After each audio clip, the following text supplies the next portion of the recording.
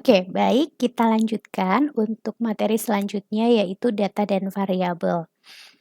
Ini, adik-adik sekalian atau saudara sekalian, kami mohonkan untuk memperhatikan atau, sedikit memberi perhatian lebih karena akan menjadi dasar untuk mata kuliah, biostatistika. Baik, untuk data, yang dimaksud dengan data adalah kumpulan dari hasil pengukuran atau pengamatan, dari seseorang atau sekumpulan orang dalam bentuk angka ataupun pernyataan. Nah, kalau kata data itu sendiri, data ini adalah bentuk jamak. Kalau tunggalnya itu berarti datum. Jadi tidak ada ketika kita nyebut data-data penelitian, nah itu salah. Karena data itu sudah datum-datum. Tapi kalau kita ngomongnya data-data berarti datum-datum, datum-datum, berarti sangat banyak sekali ya, double. Jadi data itu sudah bentuk jamak. Oke, kembali lagi ke pengertian data. Tadi data itu hasil pengukuran dan pengamatan. Jadi tidak hanya melakukan pengukuran tapi juga melakukan pengamatan. Artinya apa? Artinya data tidak hanya serta-merta bentuk angka, tetapi bentuknya adalah observasi, itu juga data. Kemudian hasilnya tidak hanya bentuk angka tapi juga bentuknya pernyataan. Nah, ini bisa dilihat dari misal nih hasil wawancara. Ini kan juga mengandung data, yang mana data tersebut berbentuk pernyataan. Nah, kemudian yang erat kaitannya dengan data adalah variabel. Apa itu variabel? Variabel adalah ciri atau karakteristik individu yang sedang diamati atau diukur dan memiliki nilai. Contohnya apa? Contohnya kalau kalian lihat di KTP kalian, ada kolom jenis kelamin perempuan, jenis kelamin laki-laki. Nah, variabel itu berarti jenis kelamin ini. Jenis kelamin itu variabel. Karena jenis kelamin ini adalah sesuatu yang memiliki ciri dan karakter dari individu.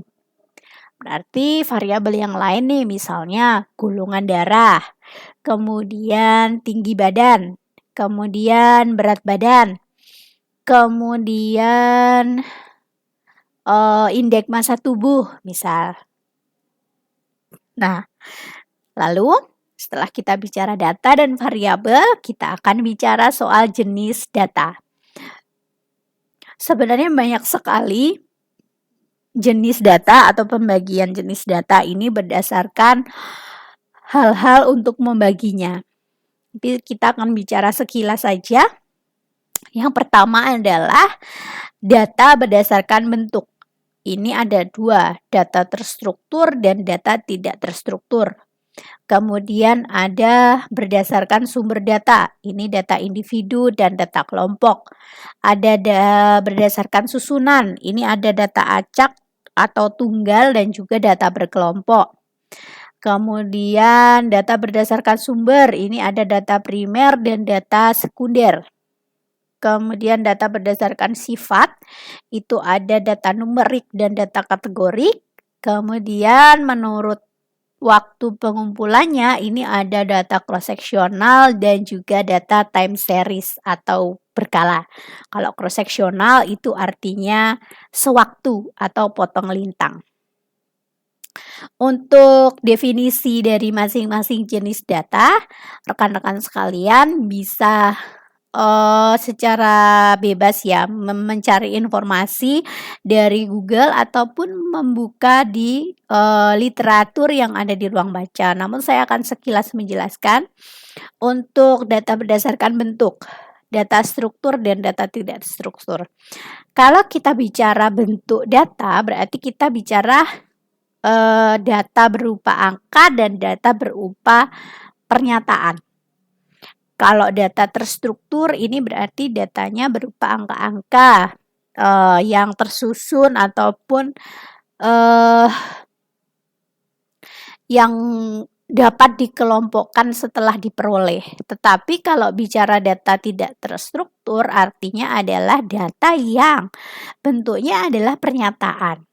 Misal, ingin melihat atau mengetahui tingkat kepuasan pasien rawat jalan terhadap pelayanan rumah sakit X.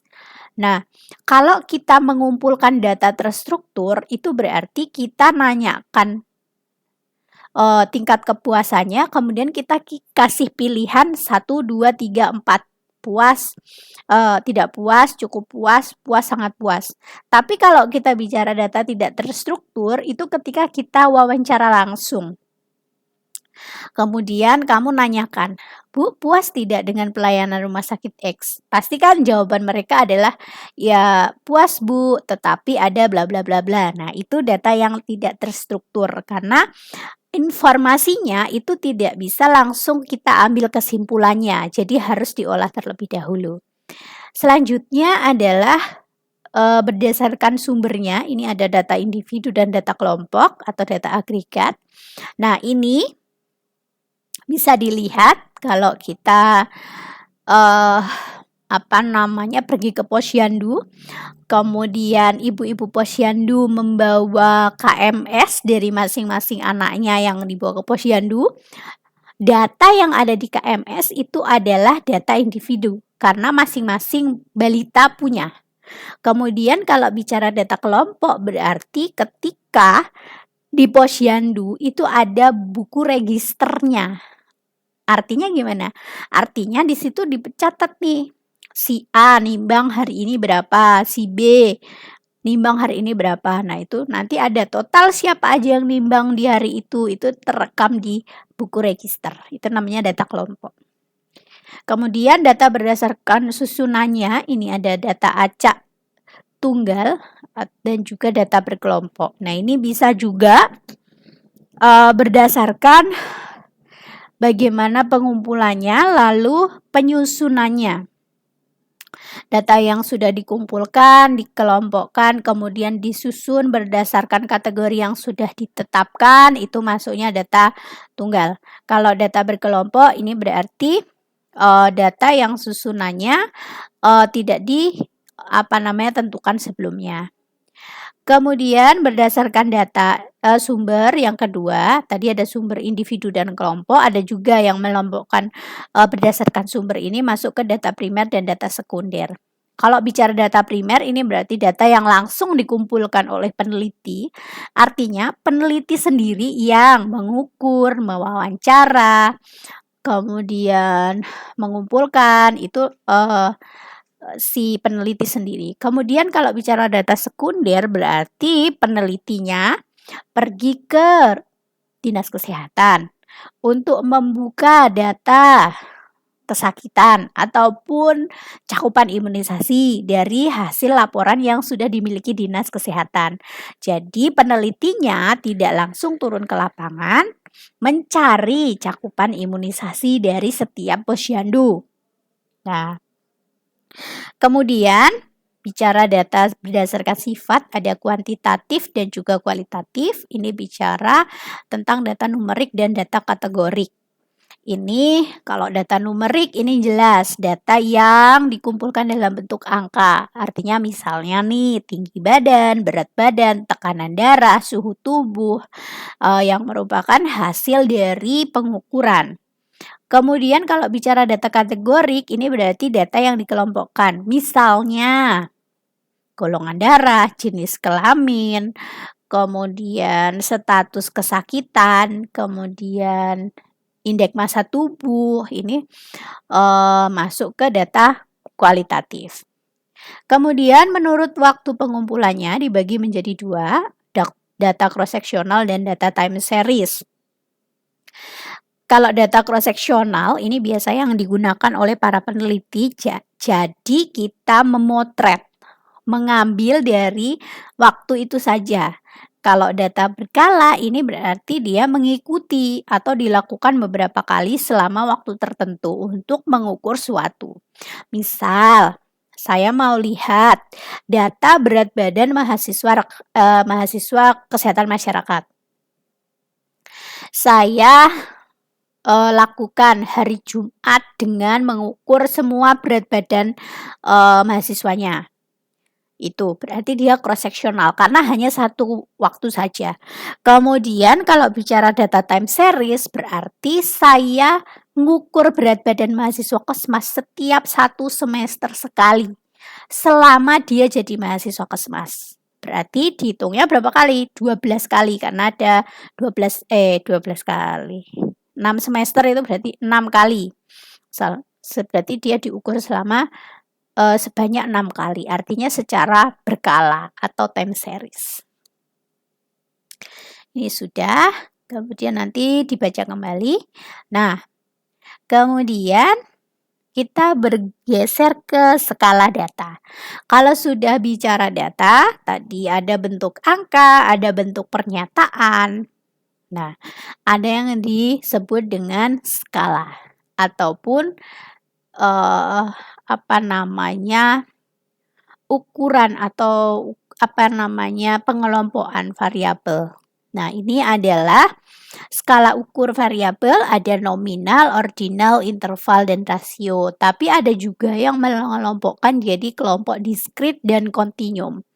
Kita bicara diskrit itu artinya bicara numerik atau angka yang dikumpulkan dalam data yang dikumpulkan dalam bentuk angka, Terus kalau kita bicara kontinum berarti kita bicara soal data yang dikumpulkan dalam bentuk kategorik ataupun pengelompokan. Nah, kalau kita bicara pengelompokan yang lain, ini ada nominal, ordinal, interval, dan rasio. Apa itu skala nominal? Skala nominal ini adalah skala yang digunakan untuk mengklasifikasi atau mengelompokkan data dengan kemampuan pengelompokan yang paling rendah. Misal, contohnya nih variabel jenis kelamin, yaitu laki-laki dan perempuan. Pada analisis data biasanya akan dilambangkan dalam 1 untuk laki-laki dan 0 untuk perempuan. Tetapi baik 0 ataupun 1 ini tidak ada yang menggambarkan mana yang lebih tinggi. Jadi skala nominal itu hanya membedakan saja tanpa ada tingkatan yang jelas. Contohnya gimana, Bu? Laki-laki dan perempuan ini siapa yang lebih tinggi?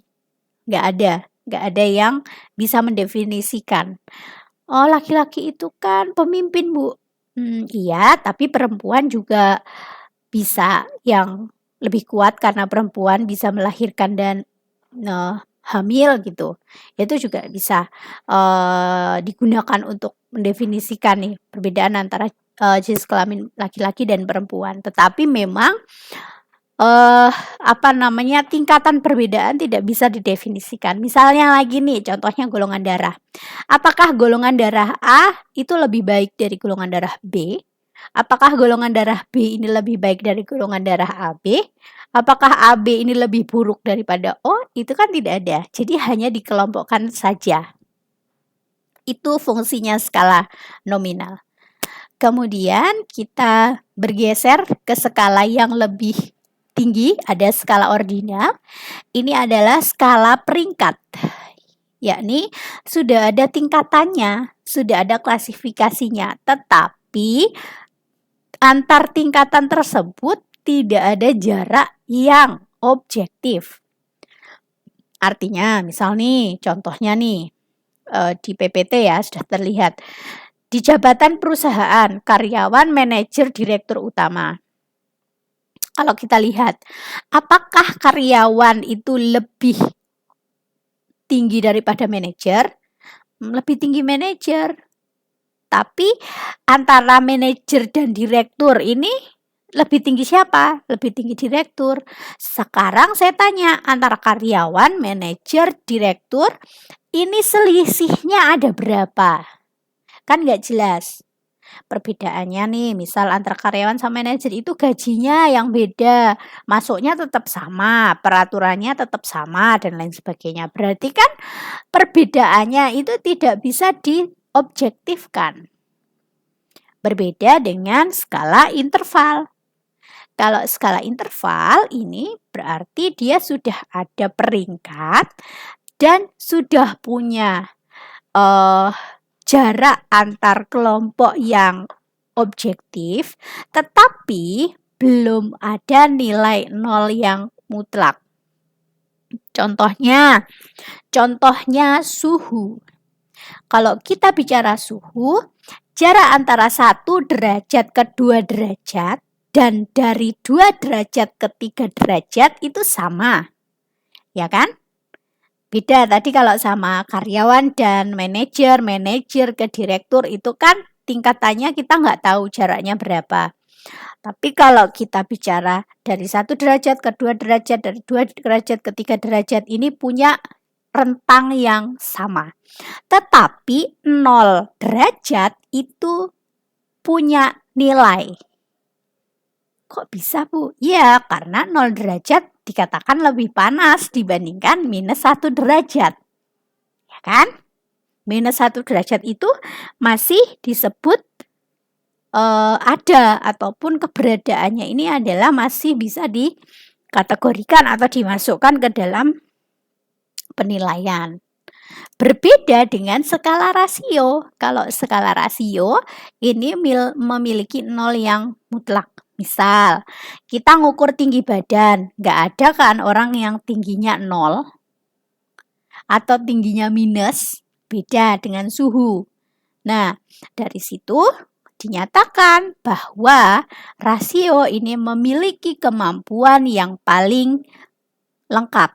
Bisa membedakan, bisa menentukan urutan, bisa punya besar beda yang objektif, dan juga punya kelipatan yang sesuai. Nah, ini adalah karakter masing-masing skala data. Oke, kemudian untuk pertemuan kita minggu depan, silahkan disiapkan tugas kelompok. Ini masing-masing kelompok ada 2 orang. Ini dikerjakan di selembar kertas HVS, ditulis tangan, tuliskan nama, NIM, dan kelompok di pojok kanan atas. Dikumpulkan dengan terlebih dahulu dibendel berdasarkan tiap-tiap kelompok. Definisikan kembali pengertian statistik, biostatistika, dan statistika.